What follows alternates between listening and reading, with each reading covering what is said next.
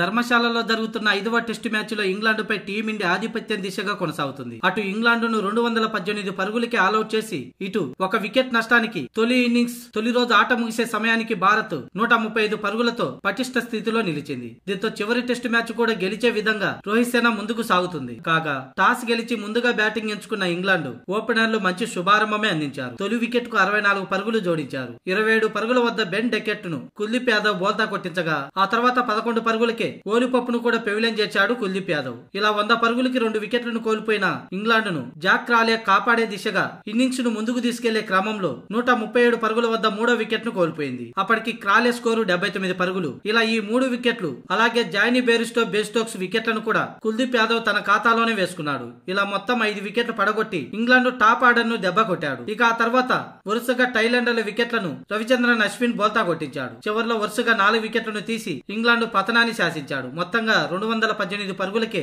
England కుప్పకూలింది. Kuldeep కు 5, అశ్విన్ కు 4 అలాగే జడేజాకు 1 వికెట్ దక్కింది. ఇక అనంతరం మొదటి ఇన్నింగ్స్ ప్రారంభించిన టీమిండియా ఓపెనర్లు మంచి శుభారంభం అందించారు. తొలి వికెట్ కు 104 పరుగులు జోడించారు. హాఫ్ సెంచరీ తర్వాత జైస్వాల్ అవుట్ అయ్యాడు. కీలక సమయంలో తన వ్యక్తిగత 57 పరుగుల వద్ద అవుట్ అయ్యాడు. తన ఇన్నింగ్స్ లో 3 సిక్సర్లు 5 ఫోర్లు ఉన్నాయి. కేవలం 58 బంతుల్లోనే 57 పరుగులు చేశాడు. ఇక మరో ఓపెనర్ రోహిత్ శర్మ 83 బంతుల్లో 6 ఫోర్లు 2 సిక్సర్లతో 52 పరుగులతో నాట్అవుట్ గా నిలిచాడు. ఇక యశస్వి జైస్వాల్ అవుట్ అయ్యాక క్రీజులోకి వచ్చిన శుభమన్ గిల్ ఇంగ్లాండ్ బౌలర్లను మరో రేంజ్ లో ఆడుకున్నాడు. 2 ఫోర్లు 2 సిక్సర్లతో 39 బంతుల్లో 26 పరుగుల నాట్అవుట్ తో నిలిచాడు. దీంతో మొత్తంగా 1 వికెట్ కోల్పోయి 135 పరుగులు చేసింది భారత్.